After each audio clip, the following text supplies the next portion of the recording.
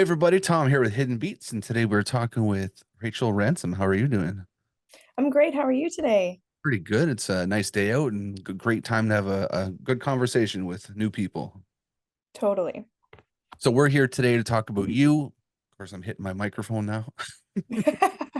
We're here to talk about you, about your music, and about what you do in the world. But for those who are new, can you give a little introduction about yourself?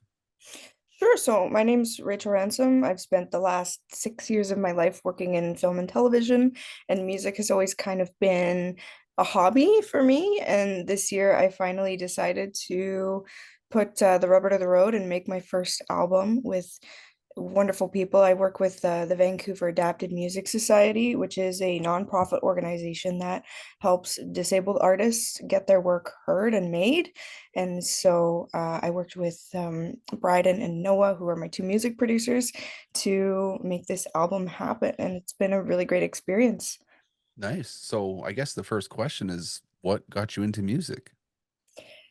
I've been in music my whole life, like on and off. Like as a kid, you're joining school choirs, and I was a musical theater kid. And I learned how to play piano when I was 13. I came out to Vancouver. I used to live in Toronto when I was younger, and we came out here to visit my grandparents. And my grandma had this like small Casio keyboard, and with it there was a little chord book.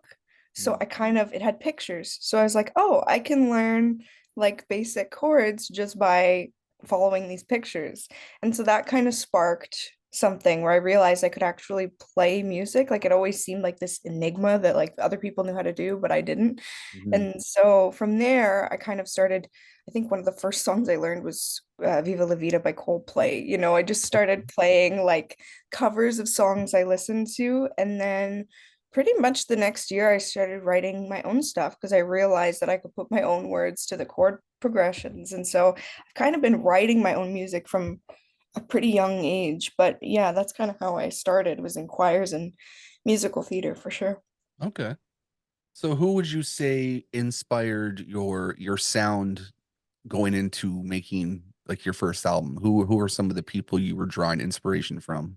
Oh, 100%. Bob Dylan for sure. I Okay. think he's a lyrical genius. I grew up, see, my parents did a great job raising me because they introduced me to really great music from an early age. So I can remember being, 10 years old driving to summer camp and my dad's got Supertramp on, Nice. So I kind of learned, Led Zeppelin, Bob Dylan, Supertramp, Billy Joel, The Pretenders. And then my mom was more like, sometimes she was more disco. So, the Bee Gees and of course the Beatles for my dad's side, like, just good classic rock from that era. So when I was writing my own album, I kind of lyrics are important to me. Like as a songwriter, I really want my lyrics to penetrate and make meaning with people. Because I think the coolest thing about songwriting is you can write a song and it can mean something to you personally, but then when you gift that to other people to listen to, they get to make their own meaning from it.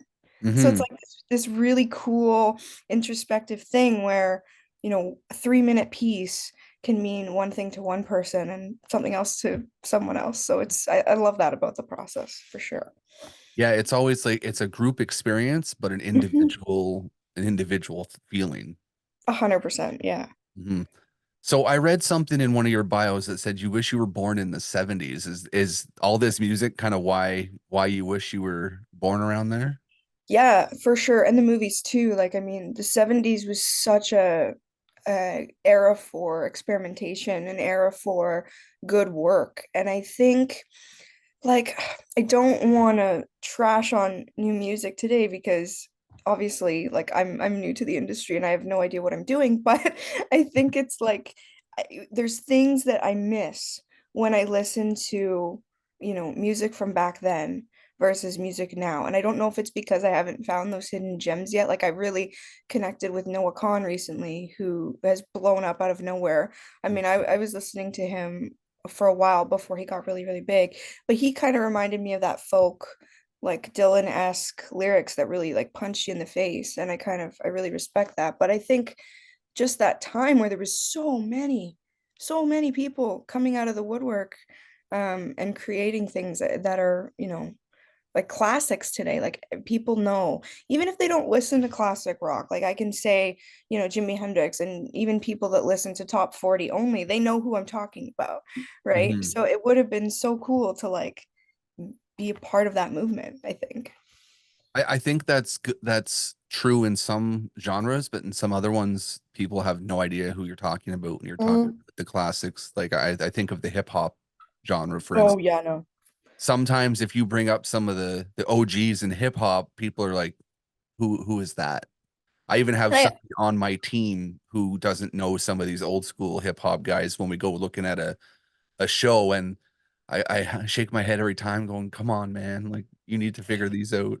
Well, and I also think it becomes like what you listen to, right? If you're tuned in to that hip hop world, you're going to go back and see who the big players were when it all started, right? I guess it's kind of like I live in that classic rock era, so I'm really tuned in. Um, Natasha compared me to Amy Winehouse, and I was like, "Are you nuts?" Like, absolutely. It's a bit of a shock to me because I'm like, she's iconic, like she's huge. How can Mhm. you make that correlation? But um, yeah, just I like lyrics that make you think, pretty much. That's Yeah, my lyrics are the true story or the true beef behind a song, really. yeah. So I'm curious because you're newer to the industry and you've seen a few things now, and you understand some of the classics, but what do you think it takes to stand out in today's industry?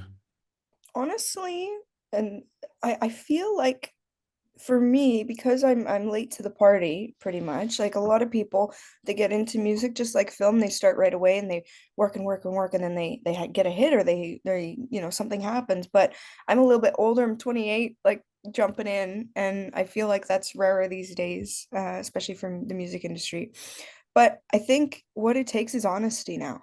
Hmm. Like I feel like there's so many people trying to make it, quote unquote, whatever that means. And I think if you can be honest with yourself about who you are and what you're trying to do, like that'll set you apart from other people. And I think this album for me, even though it's my first one, I've really poured my heart and soul into it, and it represents kind of my journey to where I am now. So I feel like that in itself makes such a difference. Hmm. And speaking of the new album, what's the story behind the whole album itself, the 6710 and the title? Like, how did you put this whole project together? So 6710, it's funny, like when I was talking to my music producers, who by the way have without them, like this album would be nothing, because they like it would just be me and some plunky chords and words. Like they've elevated this to a level that I truly didn't think we could get to. But they really believed in it, and Bryden and I have known each other for years, and same with Noah, but Bryden has been on my butt like, hey, you should get in and we should do this album and record. You have so much stuff. Like, this album has 10 songs, but I've got way more than that in the arsenal. Hmm. But, so it's thanks to them that it's really at the level that it is. But the album itself, so 6710 is my parents' house number. Okay. And it kind of represents my evolution to where I am today. And that song specifically, like the album cover, it was actually designed by my dad, who's been a graphic designer for years and years, and he Okay. agreed to help me out with that.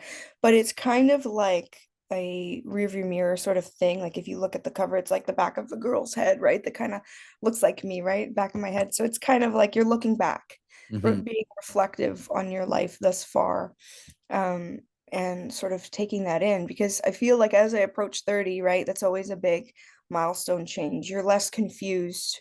You kind of know who you are, what you stand for, and where you're headed, hopefully, right? And I feel like that's a big shift. That's a big shift from, scrambling and trying to figure it out, especially growing up with a disability.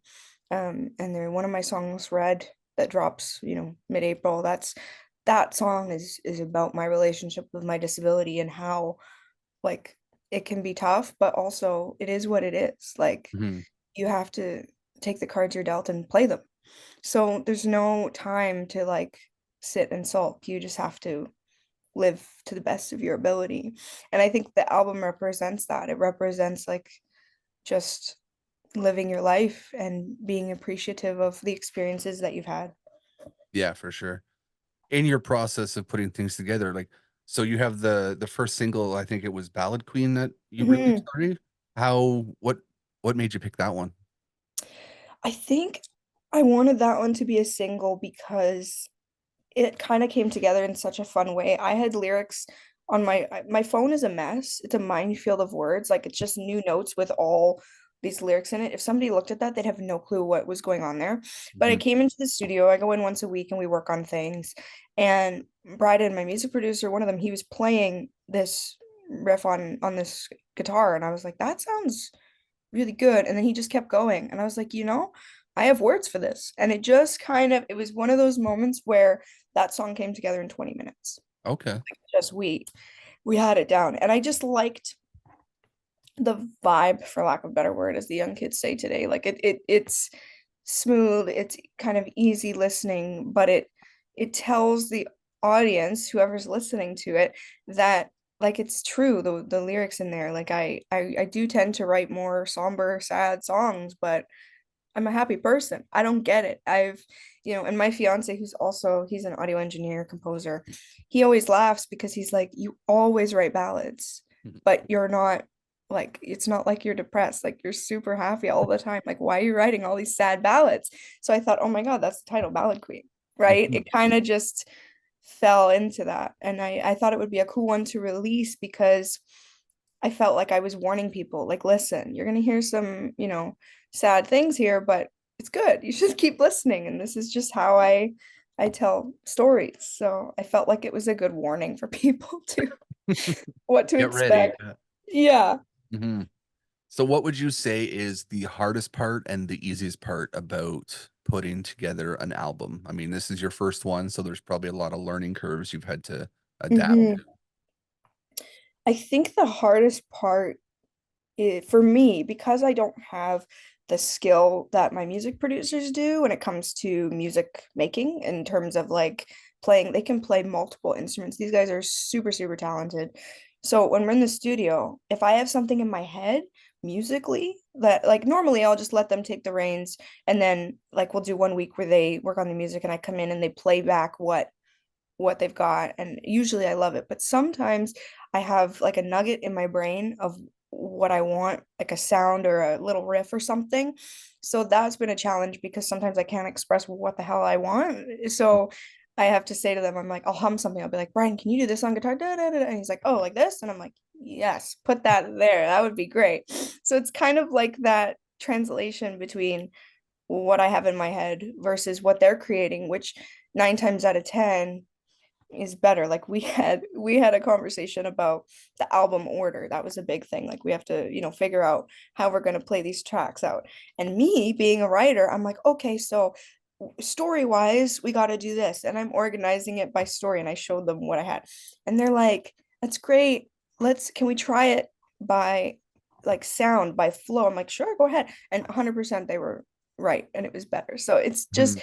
it's more about learning the music side and how to work together, because I mean really, and I haven't said this in any other interviews yet, but the three of us made this album in the basement of a hospital. Oh, wow, okay.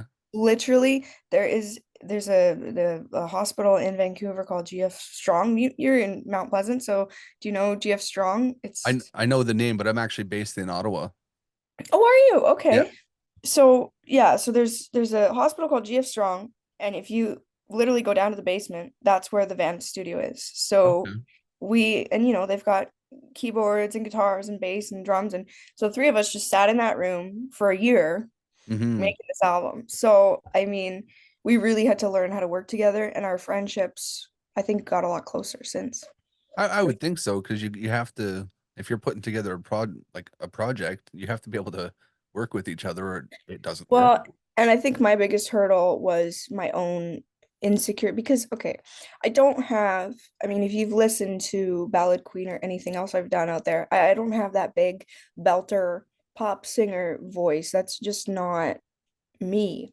And so that was kind of an insecurity that I had to get over doing the vocals because I'd listen back and I'd be like, oh, I don't know if that's good enough. And they'd have to say like, Rachel, it's great. What are you talking about? We're just let us take it, let us Hmm. do it, and they showed me at one point like the pitch line and they were like, you see, you're barely going out of pitch, like it's all good, we can fix the rest of it. But I was so critical of my own vocal because it didn't sound like other kind of pop jazz people that I've heard, and they're like, it's not going to, because this is your album, this is you. Hmm. And so having to wrestle with the fact that, yeah, this is me and I'm still coming into my own as an artist but also as a person, so it kind of fit that vibe of what the album represents. So how do you think now that you have everything kind of put together, how do you think it's helped you grow as a musician? Oh, I feel really good about it. I think we've Yeah. made something really, really good, really strong. Um, we had a previous interview and the person listened to all of the record, and that was a big like point of anxiety for me because this is somebody who interviews, like yourself, they interview musicians all the time, they do this Hmm. job. And so having him listen to the entire album, and then he called me and he was like, yeah, this record is really good. And I was like, oh my God, like somebody actually listened to this outside of my family and a couple really trusted friends and said it was a decent record. Like that means a lot because it's like I don't have a benchmark. It's not like I'm out playing shows every night, really putting in the sweat that a lot of musicians do. Hopefully, I'm going to get to do that more now. But Hmm. there are people out there every night they do their day job, and then every night they get out and they play in all these different, bars and spots all night, and then they get up and do it all again the next day, and that's true dedication. So I feel like I'm stepping into the world of what that looks like for me.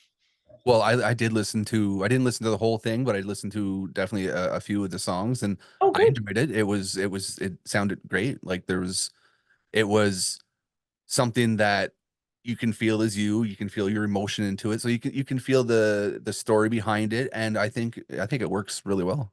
Oh, thank you. Yeah, one thing that Brian and Noah always reminded me when we were recording was performance over pitch. Hmm. Like you really have, it's more important to convey the emotion than it is to hit all the notes perfectly.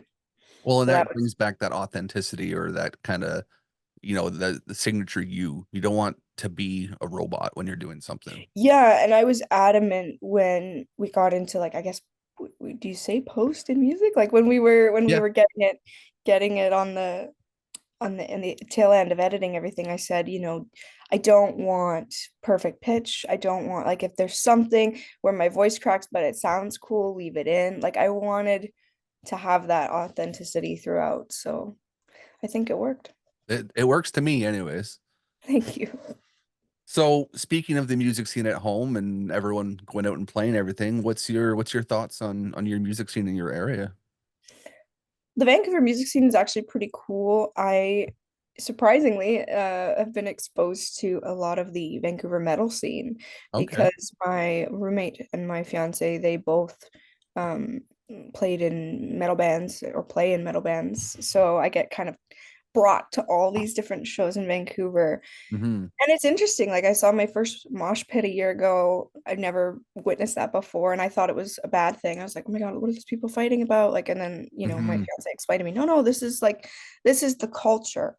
And I think that's the word for, you've got I've seen in Vancouver the metal scene, the folk scene, the busking scene, and that is a whole culture in itself. Like Yeah. everybody's got their thing, and just seeing that in the city, and because Vancouver's dealing with a lot of like homelessness and unfortunately drug addiction, like it's a big city and it's getting worse. And Hmm. so to see that just opposed with these musicians on the street trying to spread joy and spread their music, it's a really cool environment. Yeah, I've got two of my photographers that are based in Vancouver and I get to see some of the shots and different stories from the stuff that they're going out and catching. So it's always interesting to see and like you said, the metal scene, it looks so aggressive and stuff, but those But guys it's not. are so tied together and they're so dedicated to each other and it's such a great community that they have usually. And the kindness, like I walked in, you know, dressed in like jeans and a nice top kind of thing, hair and makeup done, and I walk into the show and everybody's in all black. And so I stuck out like a sore thumb. Hmm. And one of my fiance's friends walked up to me and she said, "Is this your first time at a metal show?" And I'm like, "How can you tell? I'm Yeah. shocked," right? But it's like nobody judges you. Everybody's there for the music. Everyone's supporting each other after each band performs. It's like this true community. And I really, like, honestly, before seeing that, I judged it pretty hard. I'm like, "Oh, metal, like it's not the kind of music I listen to. It's a little Mm. aggressive." Like, but no, I got schooled pretty quick because it truly is about community, and that's what music should be about. And I think metal has one of the most down to earth and nicest communities you'll find across 100%. any city. Doesn't matter. The lack of to for lack of a better word, the lack of ego Hmm. in the metal scene is, it actually surprised me how like encouraging everybody is, and how like it really is about just getting up there and having fun. And if we remember back to when we started writing music in our bedrooms of our parents' house, that's what it was. It was just something to do. It was something to have fun with. Hmm. And so it's good to see that still in a city like Vancouver that's going through it. It's nice to Yeah, see the positive community. for sure. So I do like to ask a couple fun questions in all my interviews near the second half, just to get a little bit off the music topic, but more see what makes you tick. And Oh, okay. my favorite one I ask every first time interview is, what's one thing you think should be asked more in an interview that's not asked enough? Oh, I really like that question. That's a Hmm. great question. Um, I would say asking somebody what made them make their album. Like, Okay. what was the trigger point? What made you finally say, "Okay, I'm ready to do this"? No, Because that's a good question. that was a big hurdle that I had to get over, because for me it was like, well, I just write music for fun, and there's people out there that really dedicate their life to music, because I have this whole other career in film and TV, and that's kind of my bread and butter. And music is kind of the thing I do for fun. Like, in my head, it was like, do I have a right to be doing this when there's other people that spend their whole lives dedicated to getting their music heard, and they've devoted their lives to that career? Do I have is there space for me to come in, like, as an ex-hobbyist, to now trying to make my work happen? Like, it was a hard thing Hmm. to get over, because I felt like I was intruding on other people's space, but I also felt like I was a bit of an imposter, because it's like I haven't, most of the people I know in music, they went to school for music, or they took courses, or they really learned an instrument, like to the point where they're really, really good at it. And I don't have that. Like, I'm self-taught on piano, not great. Because I have cerebral palsy and scoliosis, like it's hard to play. So Hmm. it's like I'm not at the skill level that some of these people are that spent hours and hours. Um, but the people around me are like, "That's ridiculous. Of course you can, anyone can do this." Like, it's not about the right, it's about the drive, and you have the drive to make this, so Yeah. do it. And I So think everybody who's newer into the industry, because I talk to a lot of people on, I think I'm averaging 200 interviews this year alone. Yeah. So I think everyone, when they're coming into the industry, from what I see and from what I hear, a lot of them have that imposter syndrome because there's so many other people out there and do I belong and things like that. But Mm, I think it's so wide and diverse that everyone has a space and you fit into your space, and everything that you go through makes your music unique in its own. that's true. So Yeah. somebody is gonna like vibe with that. Yeah, it's the sort of the gift of perspective, right? We all have our own perspective on the way that we see the world. Hmm. That's why I write songs. Like, I write because it's therapeutic, because every time I have a big feeling about it, the only thing that makes it go away is if I write some words down, because then I can kind of release it. And it ended up becoming um a song usually. Like, Red stemmed from, and I haven't said this before, but to anyone other than my family, but Red stemmed from, I had a bad fall, and I was out trying to run, because I was a runner, like during the COVID years, I would I hit 15K. And Mm, then I found out that I got scoliosis. So it was this whole shift of like, okay, now I have to deal with the cerebral palsy bullshit, but also the scoliosis stuff. So I had to stop running and it was frustrating. So I was trying to get back into it at that time and I don't think I was ready. And I ended up having a bad fall and I was so frustrated that that song came out in 10 minutes. I just came home and wrote that song. mm, And, it was just a way for me to release that feeling of how my body and my mind don't match up yeah. sometimes. What I want to do and what I can do can be two different things. And so that's what's beautiful about music is that you can do that. And you don't have to be so on the nose. Like not everyone will pick up where it came from. It could just be a really good beat or a great guitar part or they like the melody, but to me that was an expression of emotion. Hmm. And like you feel like you don't belong sometimes, but oddly enough, that story right there about just expressing and trying to release something is what most musicians have been saying of trying to get something out, and writing it down seems to be the best way. And so you fit the mold in a sense That's of a interesting. musician. Yeah. It's funny from my perspective because I do these all the time, and you're saying similar stuff to a lot of people. So Hmm. I think you're in the right zone for sure. Oh, that's good to know. Hmm. So here's a fun one for you, and I like these ones because you have to spill a secret almost. Is what Okay. what's something on your go-to playlist people might not expect you listen to? You have a pretty eclectic taste, so I'm Oh, wondering if you have something secret that, someone might not really expect at all. I think, yeah, it would have to be like the Donna Summers kind of vibe, Okay. Dido, all that stuff kind of reminds me of my mom a lot. Hmm. Um, just like, I think it's Last Dance, Donna Summers. Yeah. Yeah, that reminds me of my mom. Just because every time she hears it, she's like, "Oh, I love this song," and she gets all excited. And I think for me, it comes from like music reminds me of people or Yeah. different parts of my life, right? So there's that. Um, Surprisingly, um, Katy Perry, there's one song I think it's called what's it called? I can't remember the title, but there's, me and my best friend listened to it and we just were jamming in the car in high school.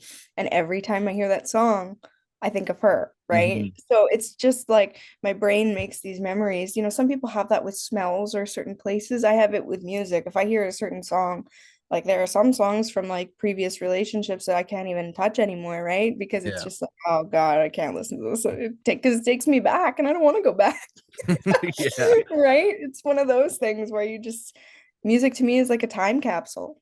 I So, think that's very true because there's songs I listened to in high school where I might listen to now. Like I'm on the verge of hitting 40 at this point, and so when I listen to stuff when I was 16 to now, it's like, oh man, I yeah. listened to this, and this I makes me think of so many different things. Like my little sister, she just turned 19 yesterday and we're 10 years apart, so I'm coming up on 29, which fuck. But but looking at her and where she is in her life, going to university and figuring herself out, I remember being that age and thinking Mm, I knew everything I was gonna know. You're yeah. 19, you're going to school, you have a direction, you have a job, you're making money, you have a car. Like what else is there? And I look at that now and I'm like, oh man, these next 10 years are going to be really eye-opening for you, right? And it's like Yeah. hindsight is 2020 for sure. That's the same feeling I have. Like my niece just turned 16 this month, Oh, and all the stuff that oh, woe is me and all this. I'm like, literally everyone has gone through that same thing, and I'm just kind of laughing because she's complaining about her friends and all this other oh stuff. yeah, and you always think nobody understands you. Well, you don't get it. It's like actually I really do. So I've spent the majority of my later half of my 20s apologizing to my parents. Mm, Just like, yeah. "Hey, I was an idiot." They're like, "Yeah, it's okay. We get it. This always happens. We did the same thing to our parents when we hit Mm, your age, you know? It was like you finally realize that your parents were mostly right. Like yeah. it's I don't apologize because I'm still an idiot now. So Yeah, that never really ends, does it? I mean, oh. mhm. I just have to, my mom has to accept it. So another fun one then is who plays you in the movie of your life? Oh my God.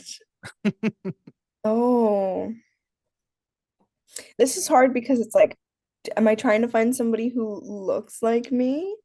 Or I don't It think really so. makes you think who does you justice? Can someone act? Can someone sing? Do they have the same energy as you? It's a very hard question. Honestly, I think this is funny, but I think I would want it to be like a Melissa McCarthy kind of vibe because I think she has a great balance of like getting through life with comedy, which is Mhm. something I had to learn how to do growing up with a disability. You know, you got to just laugh it off, make a joke about it, move on, and because you get a lot of stupid questions when you I when can you're growing imagine. up that way. And so the way that she uses comedy to get through the hard stuff, but then also has a lot of heart, I think that's kind of where I fit. And I like a lot of comedians for that reason. I also think comedy is a way to escape the I'm gonna get a little spicy, but the hyper PC world that we're living in right now. Hmm. I feel like if one more person tells me I'm differently abled, I'm gonna lose it. It's like, what the hell is that? I'm disabled. It's a disadvantage. It's okay. It's not offensive. But Hmm. but everybody has their threshold of what they're willing to accept, and I just feel like it's like, oh my God, just tell it like it is. Like and I think that comes from working in film. Like I'm so used to having to not lie, but you're always like selling, right? Yeah. Even when you're doing these interviews, like I do a lot of interviews as well, and my work casting interviews and this and that. And it's always like you're putting on a bit of a show, you're trying to get something from people, you're trying to get like their story, right? You're trying to get them to feel comfortable with you. Hmm.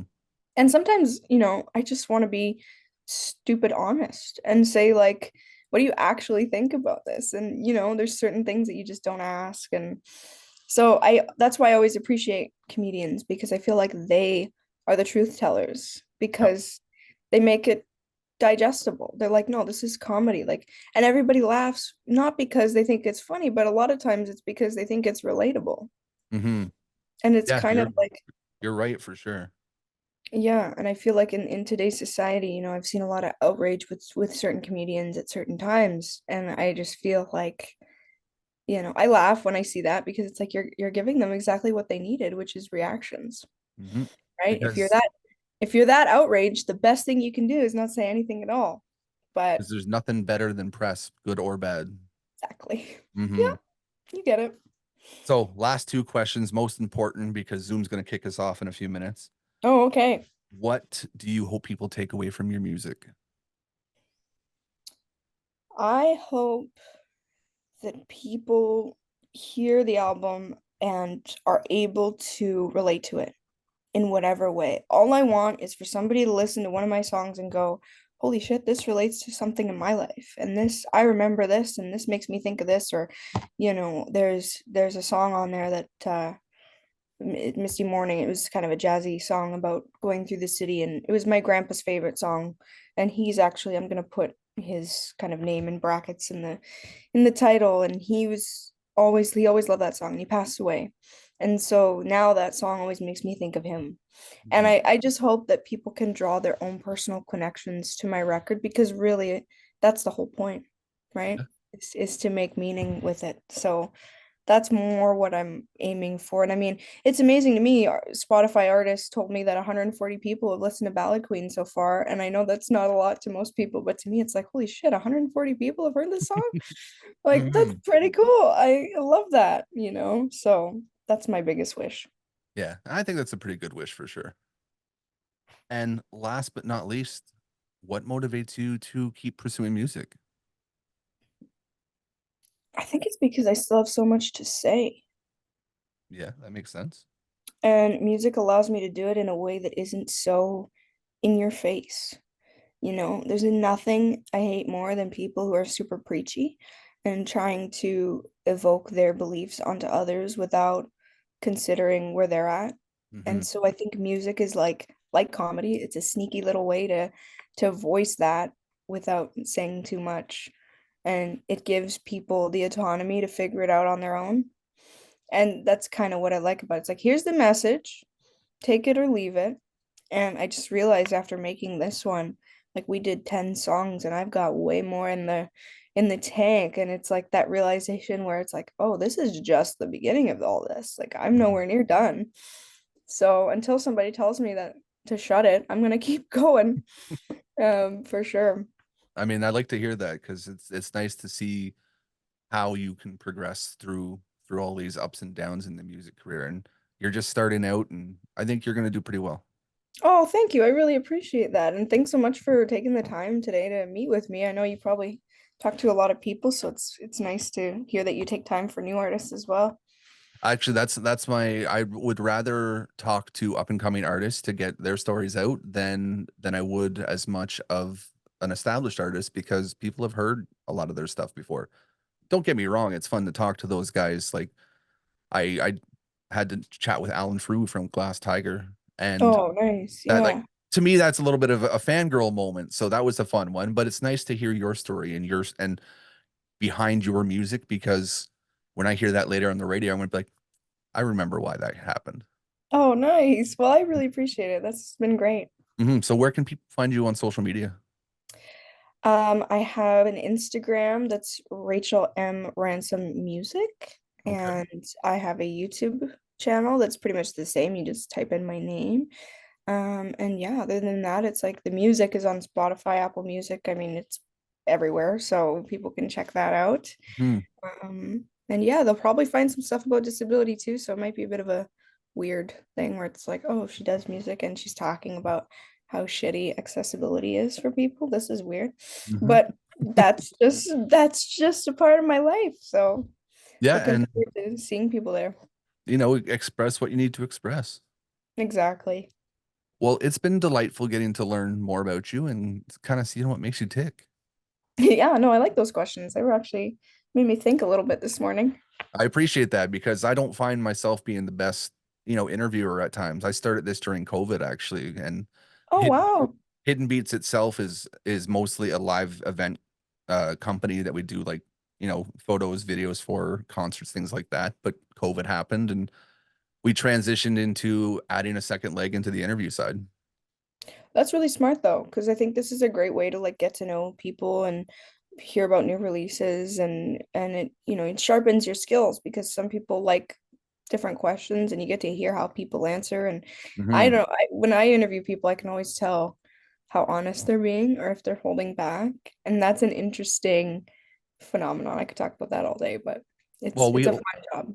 we'll do a round two and we'll get into some of that stuff. Perfect.